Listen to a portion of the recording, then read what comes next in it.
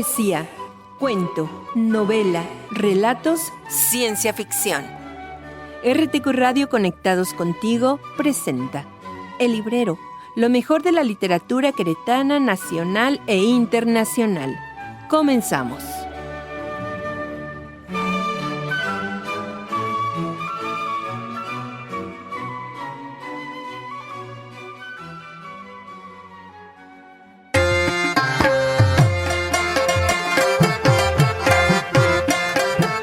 Bienvenidos a su programa El Librero con un servidor Armando Zamora, que me da mucho gusto que nos seguimos encontrando gente en la calle que nos agradece esta producción de El Librero por la variedad de temas y que ahora también a través de otros medios pues ya comienzan a ver también podcasts, así que RTQ Radio 100.3 FM en Pasteur 6 Norte, en la capital del estado de Querétaro y a través del streaming de Radioactiva TX en un horario diferente los martes a las 3 de la tarde y el sábado a las 10 de la mañana.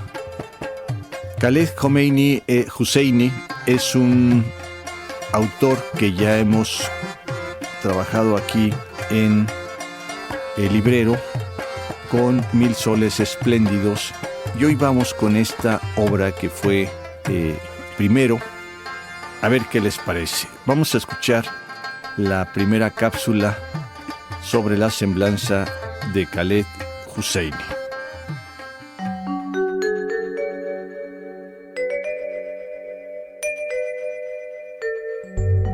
Khaled Hosseini nace el 4 de marzo de 1965 en Kabul, Afganistán. Su padre fue diplomático del Ministerio de Asuntos Exteriores de Afganistán y su madre enseñaba persa e historia en Kabul. A los 5 años, la familia se muda a Teherán. Ahí permanecen hasta 1976. En 1978 se produce la Revolución Comunista y luego la intervención soviética. Los Hosseini reciben asilo político en Estados Unidos en 1980. Khaled estudia medicina. En 2006 es nombrado embajador de buena voluntad del ACNUR, Alto Comisionado de Naciones Unidas para los Refugiados. En 2007 pone en marcha la Fundación Khaled Hosseini, destinada a proporcionar ayuda humanitaria al pueblo de Afganistán para aliviar el sufrimiento y contribuir a crear prósperas comunidades.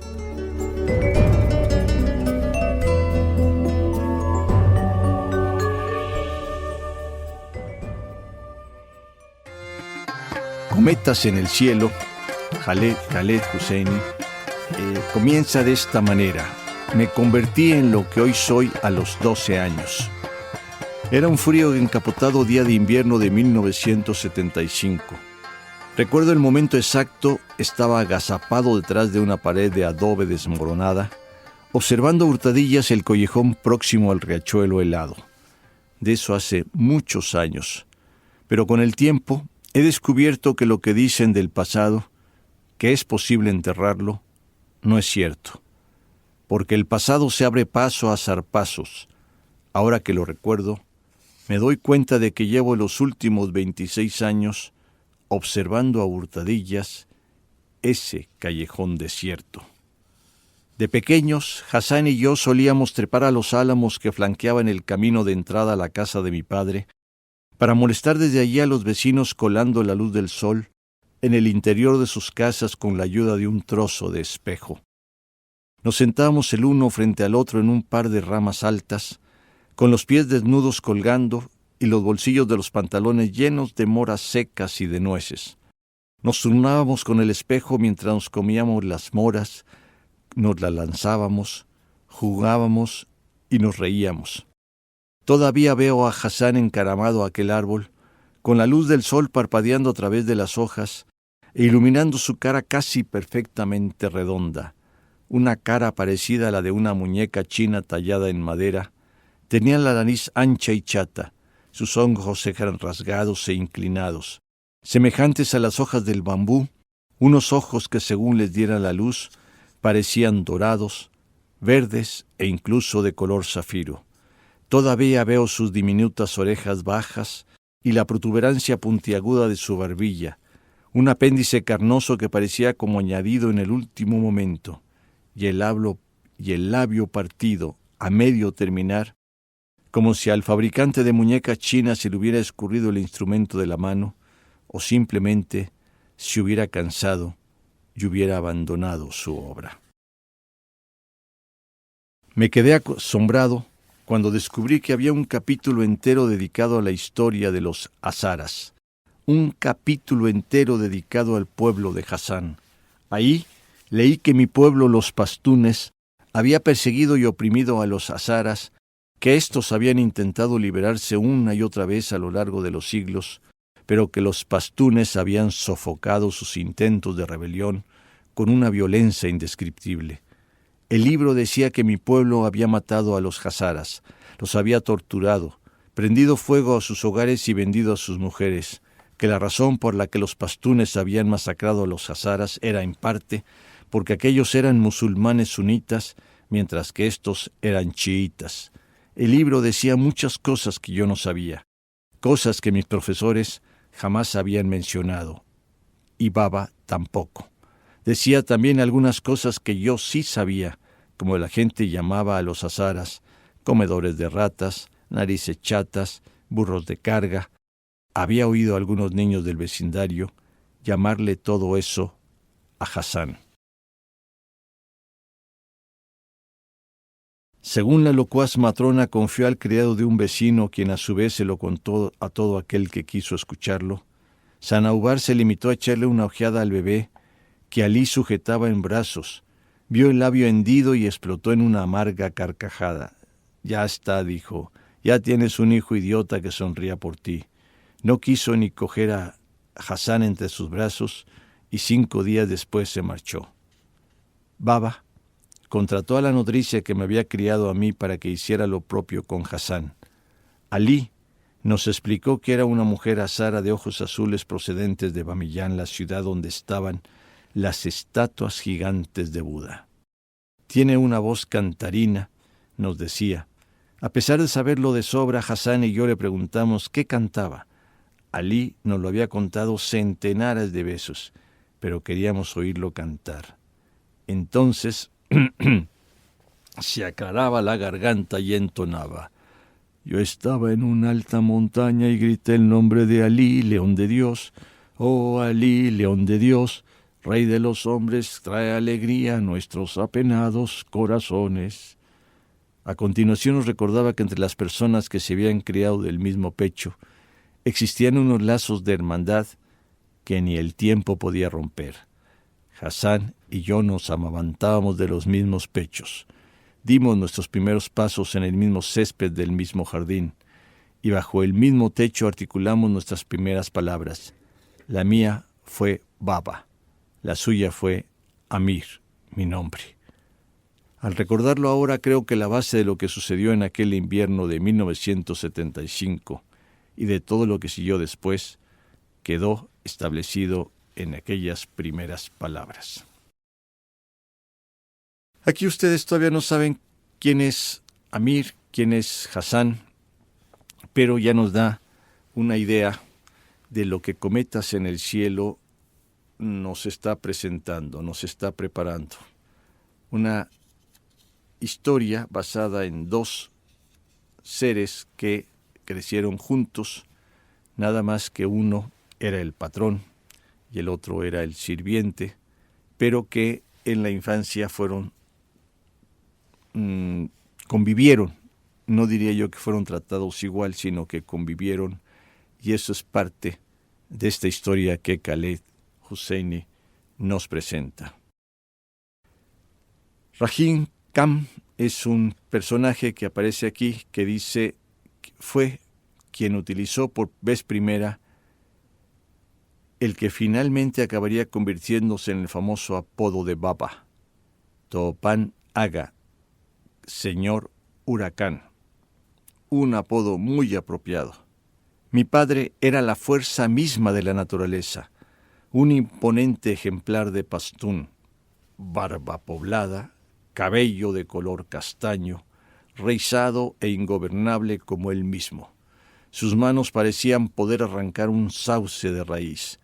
Tenía una mirada oscura, capaz de hacer caer al diablo de rodillas suplicando piedad, como decía Rahim Khan.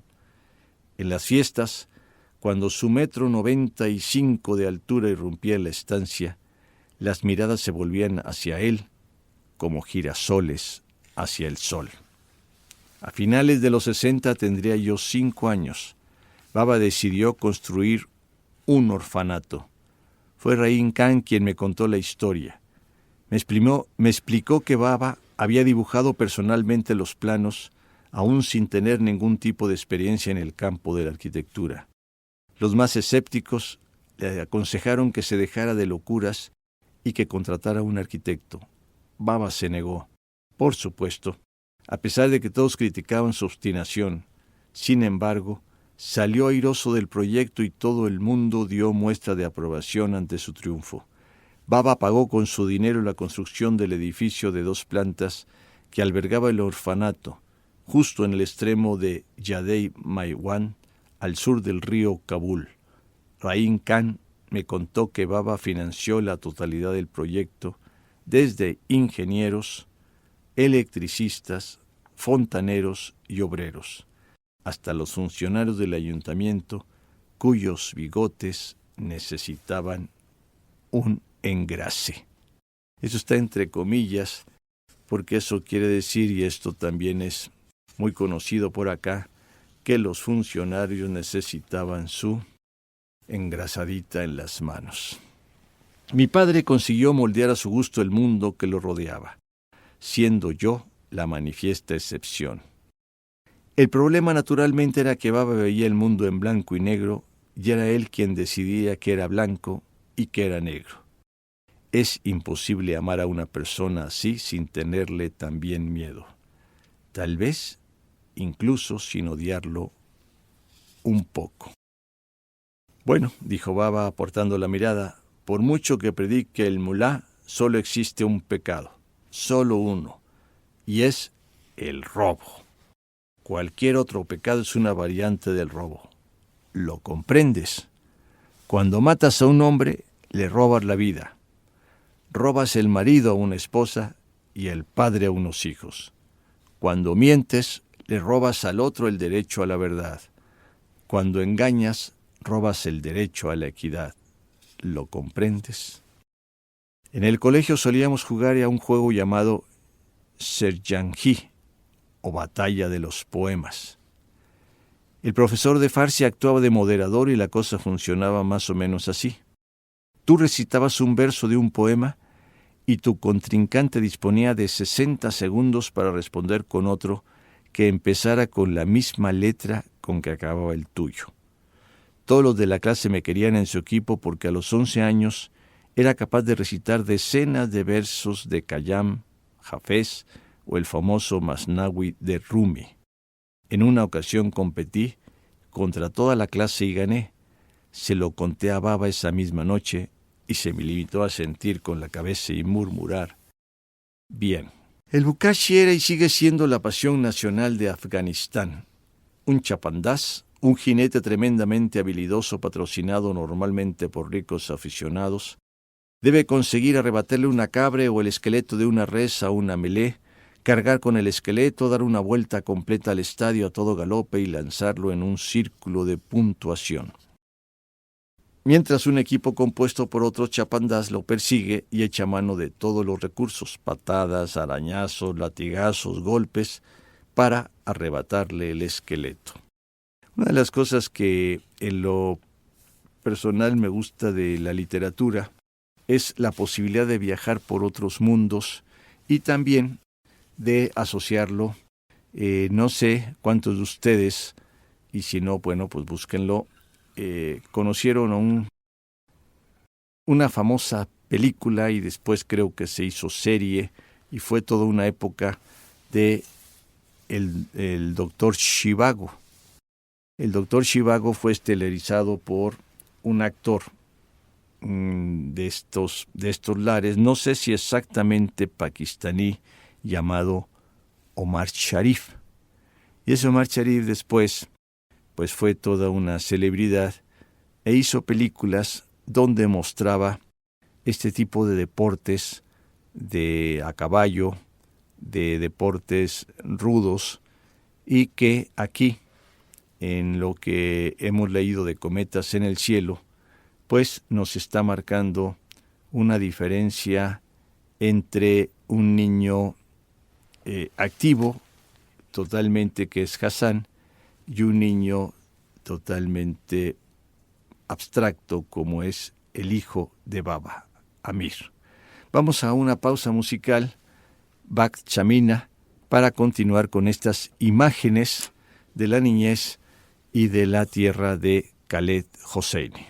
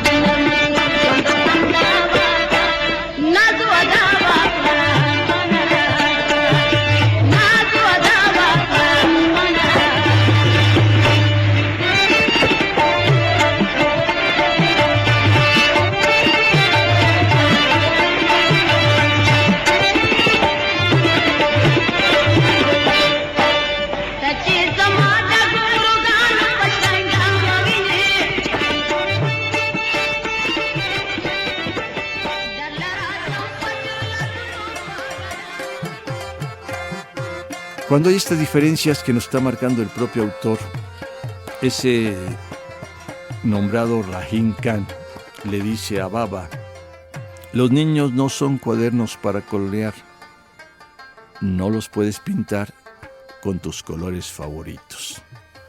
Ven ustedes qué hermosa frase, y que bueno, por acá es muy conocido según los esquemas didácticos, que ya son muy variados, donde hay mayor participación del alumno, a diferencia de lo que en un tiempo fue, que además se decía la letra con sangre entra. Pues muchas cosas han cambiado, pero aquí todo esto nos lo está marcando Khaled Hosseini en este libro, que también se hizo película, por cierto. Ali y Baba crecieron juntos como compañeros de juegos, al menos hasta que la polio se cebó en la pierna de Ali, igual que crecimos juntos Hassan y yo una generación más tarde.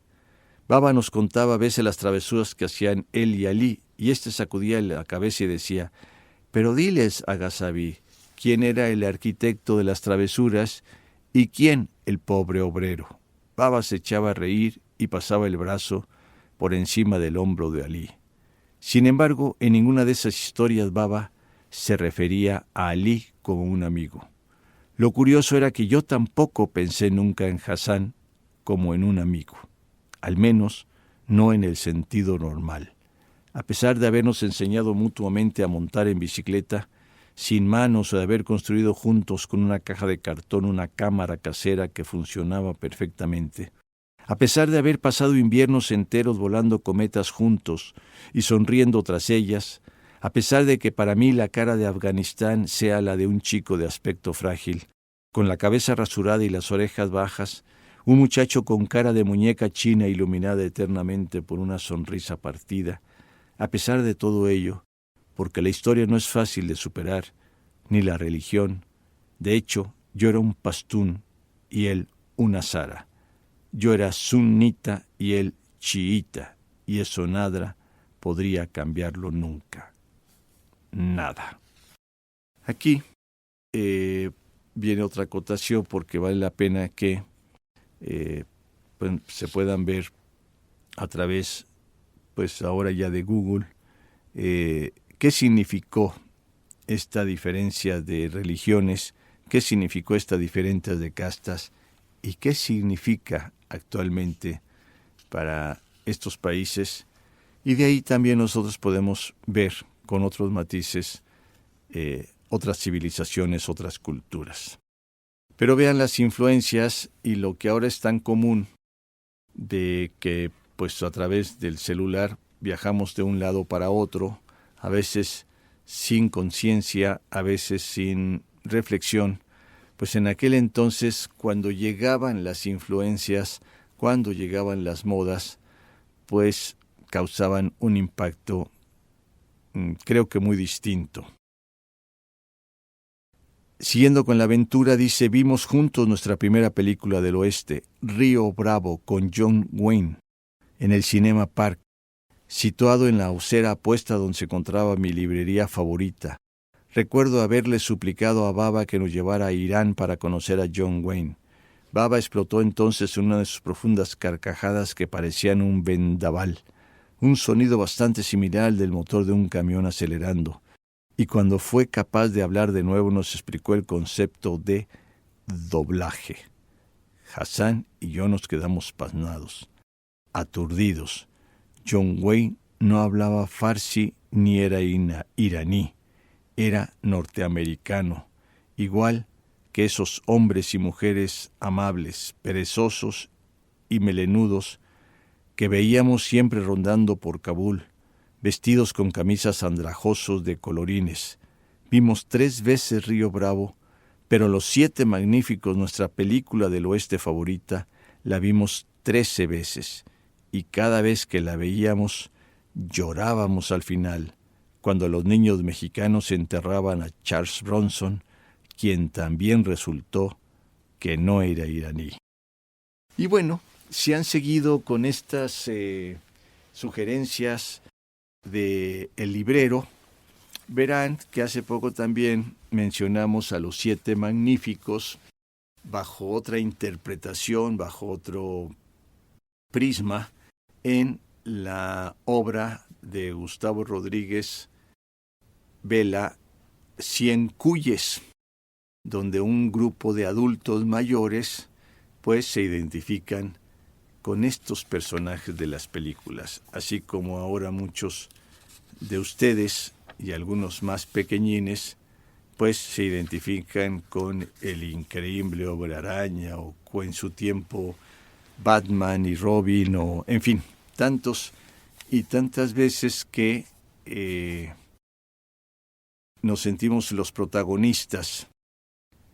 Por esta época y 500 años después, un servidor sigue compartiendo el gran gusto por otra figura literaria y figura de muchas interpretaciones, que es Don Quijote de la Mancha, mediante una invitación que les hago, si se interesan, de ir leyendo capítulo por capítulo del ingenioso hidalgo Don Quijote de la Mancha.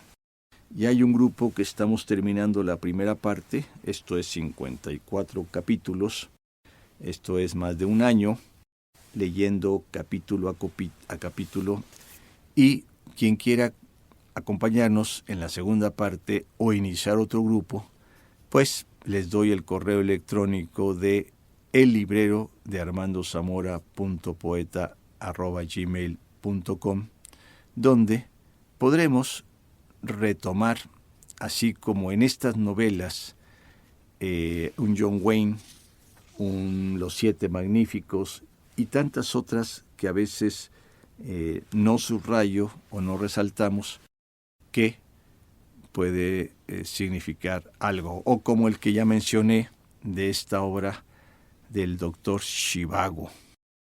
No sé aquí de ahí cuál siga, si siga Sisi Emperatriz o Crown, o cuál de esas de lo que está en las series ahora, pues pueda interesarnos. Pero en fin, antes de ir a corte de estación, vamos a hacer aquí una lectura donde ya están cambiando las cosas.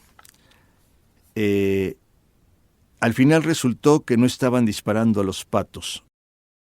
Aquella noche del 17 de julio de 1973, no dispararon en realidad a mucha cosa. Kabul se despertó a la mañana siguiente y descubrió que la monarquía era cosa del pasado. El rey, el Shah Zahir, se encontraba de viaje por Itala. Aprovechando su ausencia, su primo Daud Khan había dado por finalizado los 40 años de reinado del Shah con un golpe de Estado incruento. Comienza el cambio de todo esto que hemos estado leyendo y que va a caracterizar otra parte de este libro, Cometas en el cielo. Creo que no hace falta que lo comente, pero por cometas antes para los niños mexicanos eran los famosos papalotes, pero ahora como hay en León, en Tequisquiapan, hay estos festivales, pues ya son nombres que no son familiares.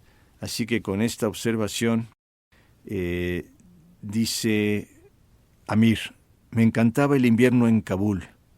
Me gustaba por el suave tamborileo que producía la nieve contra mi ventana por la noche, por cómo la nieve recién caída crujía bajo mis botas de caucho negras, por el calor de la estufa de hierro fundido cuando el viento azotaba los patios y las calles, pero sobre todo porque mientras los árboles se helaban y el hielo cubría las calles, el hielo que había entre Baba y yo se fundía un poco.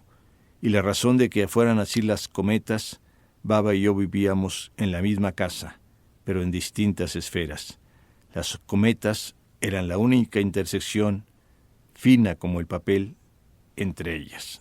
Vamos pues a un corte de estación y regresamos con Cometas en el cielo.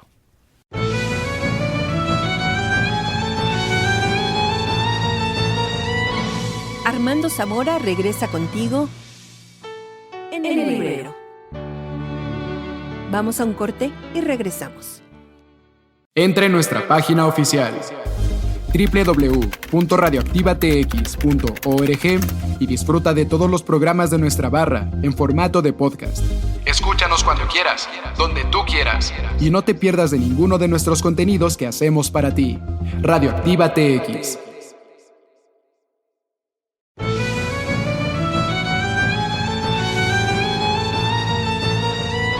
Sigue con nosotros en el librero.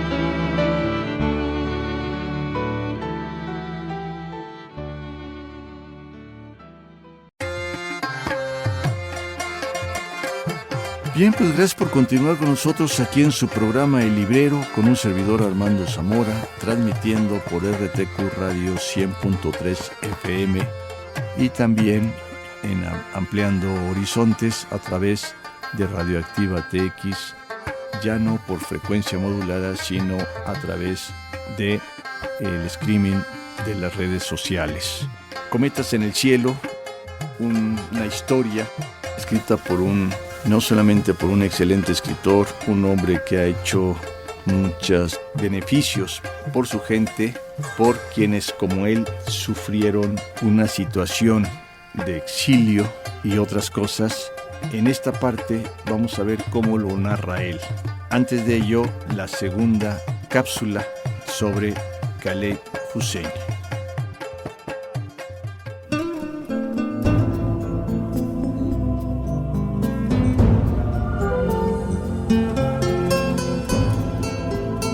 Khaled Hosseini escribe su primera novela, Cometas en el cielo, en 2003 y es llevada al cine en 2007. En 2007 escribe 1000 soles espléndidos, también llevada al cine. Ambos libros han sido traducidos a más de 50 idiomas. Con 12 años, el joven Amir recordará durante toda su vida aquellos días en los que perdió uno de los tesoros más preciados del hombre, la amistad.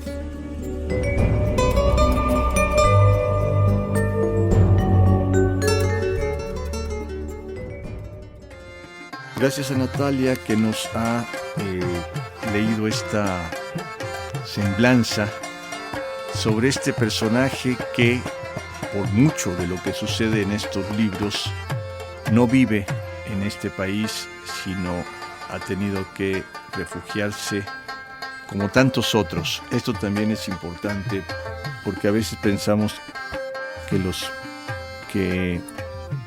los migrantes son personas que no quisieron quedarse en su país o que están buscando mejores estilos de vida, pero muchas veces es porque no tienen otra opción.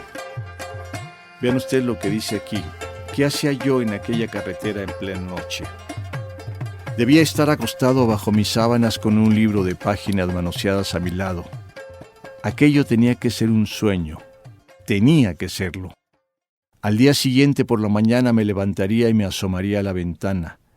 Nada de soldados rusos malhumorados patrullando por las aceras. Nada de tanques circulando arriba y abajo por las calles de mi ciudad, con sus torretas girando como dedos acusadores.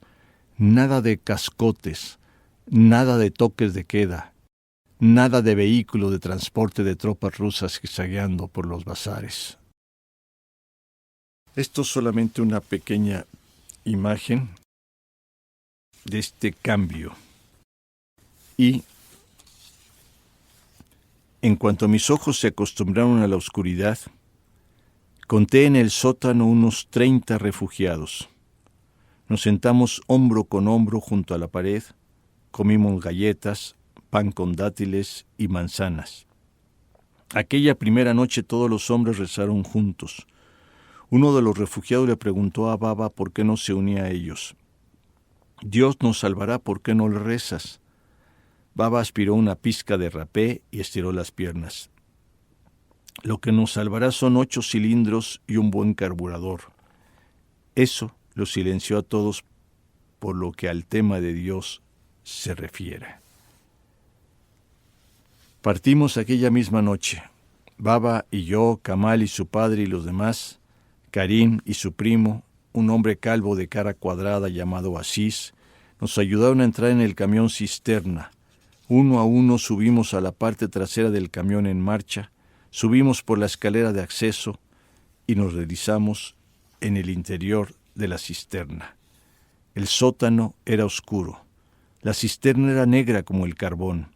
Miré a derecha e izquierda, arriba y abajo. Moví las manos ante mis ojos, ni un atisbo de movimiento. Parpadeé de nuevo, nada. El aire estaba cargado, demasiado espeso, era casi sólido. El aire no es un sólido. Deseaba cogerlo con las manos, romperlo en pequeños pedazos, introducirlos en mi tráquea. Y el olor a gasolina.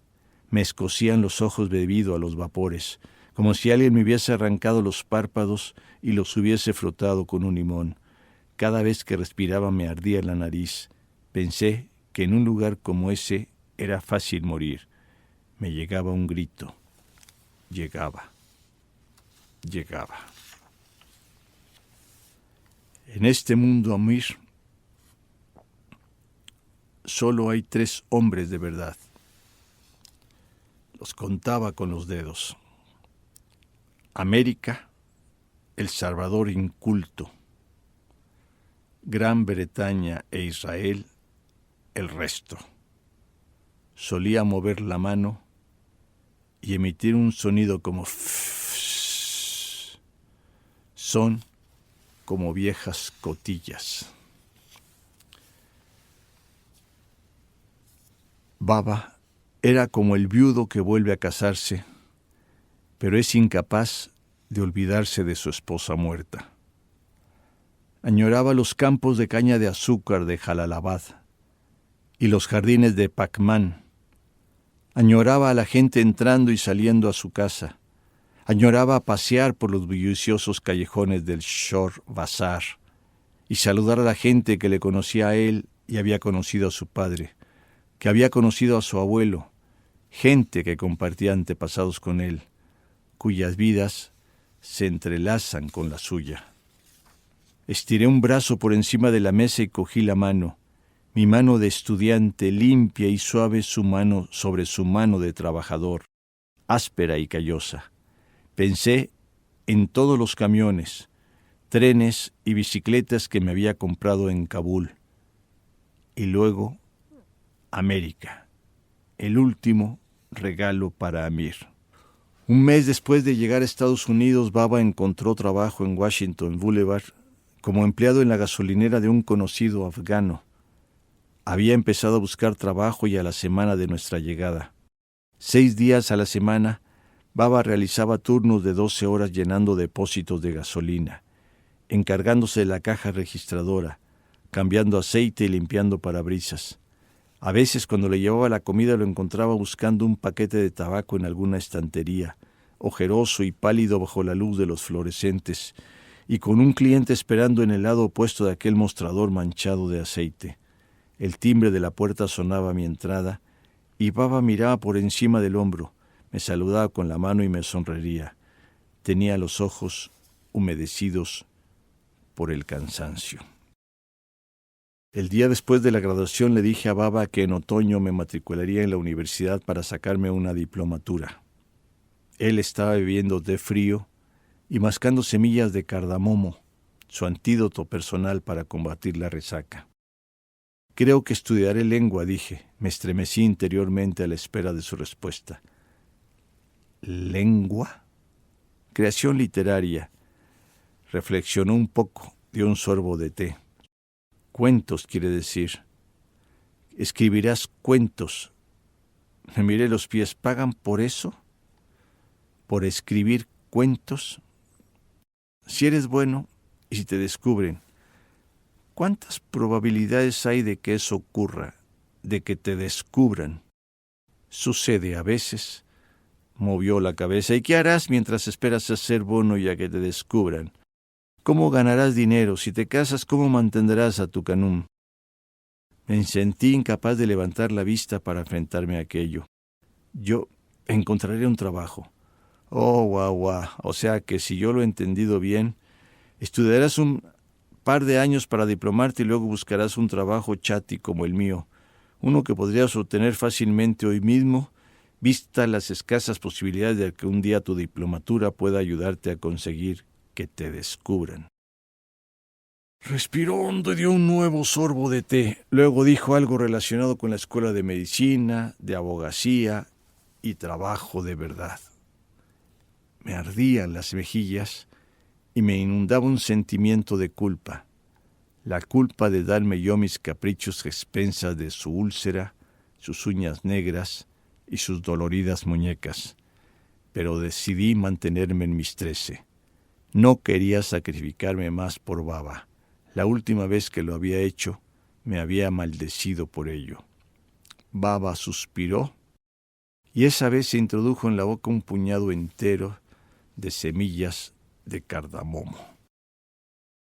Mucho antes de que el ejército Roussi invadiera Afganistán, mucho antes de que incendiaran los pueblos y destruyeran las escuelas, mucho antes de que se planteasen minas como si semillas de muerte se tratara, y se enterrasen niños en tumbas construidas con un montón de piedras, Kabul se había convertido para mí en una ciudad de fantasmas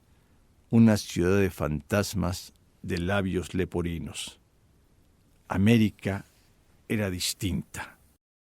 América era un río que descendía con gran estruendo, inconsciente del pasado, y yo podía vadear ese río, dejar que mis pecados se hundieran en el fondo, dejar que las aguas me arrastraran hacia algún lugar lejano, a algún lugar sin fantasmas, sin recuerdos y sin pecados.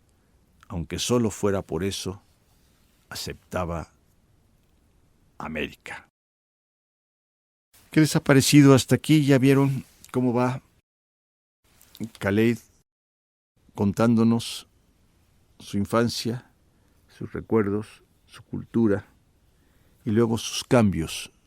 También con estos cambios que, aunque nos enteremos a través de las redes, pues siguen pareciendo así como muy lejanas, porque tal vez no sea Pakistán, pero puede ser Afganistán, pero puede ser Ucrania, pero puede ser otras cosas. Pero más allá de este aspecto está este otro de las posibilidades de rehacer, compartir y esperar. En Afganistán, Yelda es el nombre que recibe la primera noche del mes de Yadi, la primera del invierno y la más larga del año. Siguiendo la tradición, Hassan y yo nos quedábamos levantados hasta tarde, con los pies ocultos bajo el kursi, mientras Salir arrojaba pieles de manzana a la estufa y nos contaba antiguos cuentos de sultanes y ladrones para pasar la más larga de las noches. Gracias a Ali conocí la tradición de Yelda, en que las mariposas nocturnas, acosadas, se arrojaban a las llamas de las velas y los lobos subían a las montañas en busca del sol. Ali aseguraba que si la noche de Yelda comía sandía, no pasaba sed durante el verano. Nos honra dar la bienvenida a nuestra familia, al hijo de un hombre como tú. Tu reputación te precede. En Kabul, yo era un humilde admirador tuyo y sigo siéndolo. Nos sentimos honrados de que tu familia y la mía se unan. En cuanto a ti, Amir Jan, te doy la bienvenida a mi casa como un hijo, como al esposo de mi hija, que es el honor de mis ojos. Tu dolor será nuestro dolor, tu alegría la nuestra.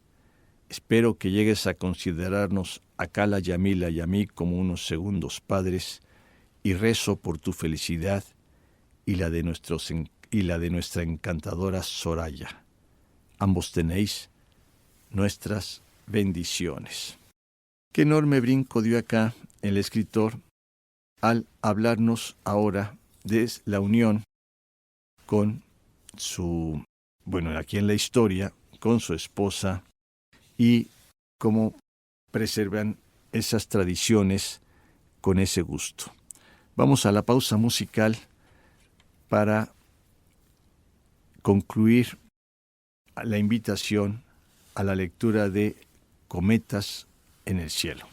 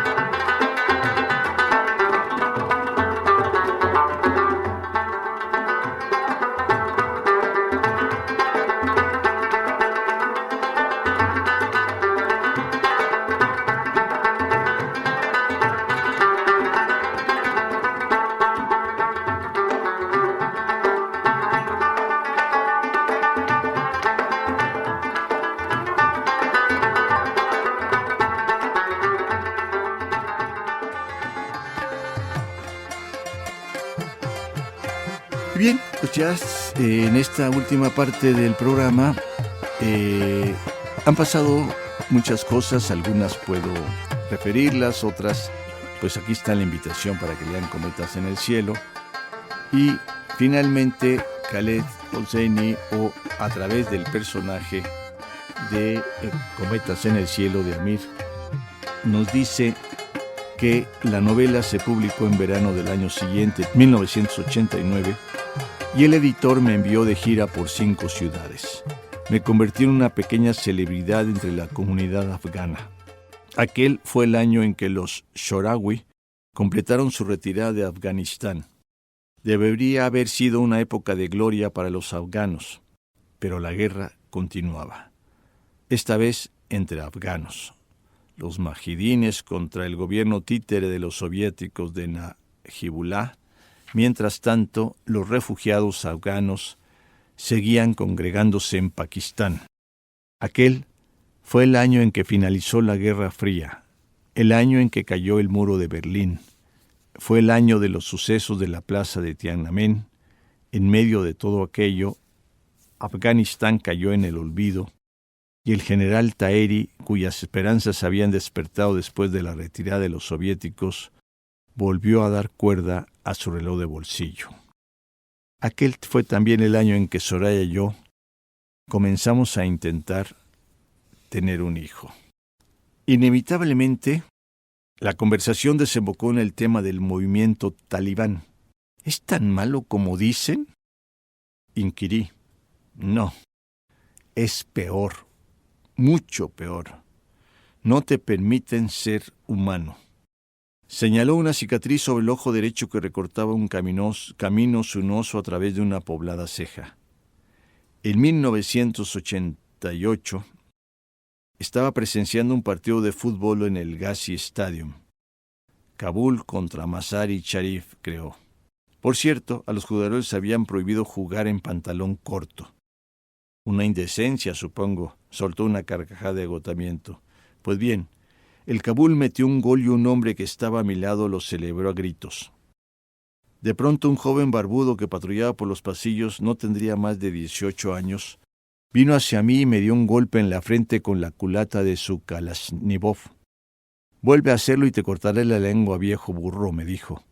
Rahim Khan se rascó la cicatriz con un dedo nudoso. Yo podía ser su abuelo y allí estaba, sentado, con la sangre cayendo como borbotones por la cara y pidiéndole perdón a aquel hijo de perra. Hablando de Ali, ¿dónde está? Hassan bajó la vista. Me explicó que Ali y su primo, el antiguo propietario de la casa, habían tropezado con una mina antipersonas 2 años atrás, en las afueras de Bamillán. Ambos murieron en el acto. Una mina antipersonas. ¿Existe una manera más afgana de morir, Amir Khan? Y por alguna estrambótica razón estuve al instante completamente seguro de que había sido la pierna derecha de Ali, la pierna castigada por la polio, la que lo había traicionado y pisado la mina. Sentí una profunda tristeza al enterarme de la muerte de Ali. Él y Farzana se instalaron en la cabaña del jardín trasero, donde había nacido. Le supliqué que se trasladaran a una de las habitaciones de invitados de la planta superior, pero Hassan no quiso ni oír hablar de ello. «¿Qué pensará Amir?», me dijo. «¿Qué pensará cuando regrese a Kabul después de la guerra y descubra que he usurpado su lugar en la casa?» Luego, en señal de luto por tu padre, Hassan se vistió de negro durante los 40 días siguientes.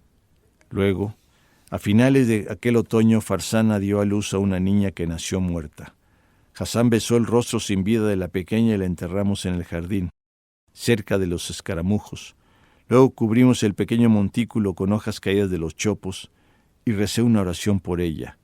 Farzana permaneció el día entero encerrada en la cabaña lamentándose.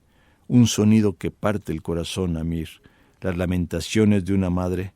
Ruego a Alá que nunca tengas que oírlas. Aquí vuelve a ser un momento histórico y nos dice que por entonces debía de correr el año 1995. Los Shorawi habían sido derrotados y hacía tiempo que se habían marchado. Kabul pertenecía a Masoud, Rabbani y los mujahidines. Los combates entre las distintas facciones eran terribles y nadie sabía si viviría lo bastante para ver finalizar el día. Nuestros oídos se acostumbraron a los silbidos de las granadas, a los tiroteos. Nuestros ojos se familiarizaron con la visión de hombres que desenterraban muertos entre montañas de escombros. En aquellos días, Amir, Kabul era lo más parecido a un infierno en la tierra. Pero Alá fue bueno con nosotros. La zona de Wazir Akbar Khan no resultó muy atacada, así que no lo sufrimos tanto como otros barrios. Ya te he explicado cómo celebramos todos en 1996 la entrada de los talibanes y el fin de los combates diarios. Recuerdo que una noche llegué a casa y me encontré a Hassan en la cocina escuchando la radio. Tenía una mirada grave, le pregunté qué ocurría y se limitó a sacudir la cabeza. Que Dios ayude ahora a los Hazaras, Rahim Khan. La guerra ha terminado, Hassan, habrá paz y felicidad y tranquilidad. Se acabaron los misiles, se acabaron los asesinatos, se apagaron los funerales. Él apagó la radio y me preguntó si deseaba algo antes de que se retirara a acostarse. Unas semanas después, los talibanes prohibieron las guerras de cometas y 2 años más tarde, en 1988, masacraron a los hazaras de Mazar y Sharif. Bueno, o sea, esto, en vez de que nos vaya alegrando, pues se va poniendo peor. Y, bueno, pues va a haber una situación que ahí ya no se las cuento para que lean, en donde, ¿qué se puede decir? Es una incógnita y es un argumento para que lean esta novela, que está muy bien escrita y es una situación que pues es mejor leerla. Me senté junto a una de las paredes de adobe de la casa. La atracción que de repente sentía por mi vieja tierra. Había permanecido lejos de ella el tiempo suficiente para olvidar y ser olvidado. Tenía un hogar en un país que la gente que dormía al otro lado de la pared podía considerar perfectamente otra galaxia. Creía que me había olvidado de aquella tierra, pero no era así. Y bajo el resplandor descarnado de la media luna, sentía Afganistán bullendo bajo mis pies. Tal vez Afganistán tampoco me hubiera olvidado a mí. A veces los muertos son los más afortunados. En una ocasión señaló restos derruidos y carbonizados de un pueblo diminuto. Había quedado reducido a un montón de paredes ennegrecidas y desprovistas de tejado. Un perro dormía junto a una de las paredes. Aquí tenía un amigo, dijo. Era un mecánico de bicicletas estupendo. También tocaba bien la tabla. Los talibanes lo mataron a él y a su familia y prendieron fuego al pueblo. Pasamos junto al pueblo incendiado y el perro ni se movió. Hay otros pasajes bastante serios que, pues, los omito en este momento para que, pues, podamos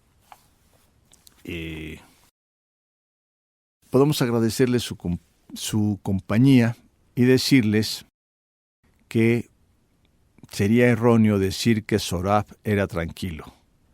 Tranquilidad es paz, calma, bajar el volumen de la vida. El silencio es pulsar el botón de off, apagarlo, todo. El silencio de Sorab no era el silencio de que alguien se impone a sí mismo por determinadas convicciones, ni el de los manifestantes que reivindican su causa sin pronunciar palabra. Era el silencio de quien se ha refugiado en un escondrijo oscuro, de quien se ha hecho un ovillo y se ha ocultado. Y mientras Sorab permanecía en silencio, el mundo no lo estaba. Un martes por la mañana del pasado mes de septiembre derrumbaron las Torres Gemelas y el mundo cambió de la noche a la mañana. La bandera estadounidense apareció de repente por todos los lados, ondeando en las antenas de los taxis amarillos, en las solapas de los peatones que caminaban por las aceras con paso ligero, incluso en las gorras mugrientas de los mendigos de San Francisco, que se aposentaban bajo las marquesinas de las galerías de arte elegantes y los escaparates de las tiendas, Un día pasé junto a Edith, la mujer vagabunda que toca a diario el acordeón en la esquina de Sutter con Stockton, y vio una pegatina con la bandera latinoamericana en el estuche del instrumento que tenía a sus pies.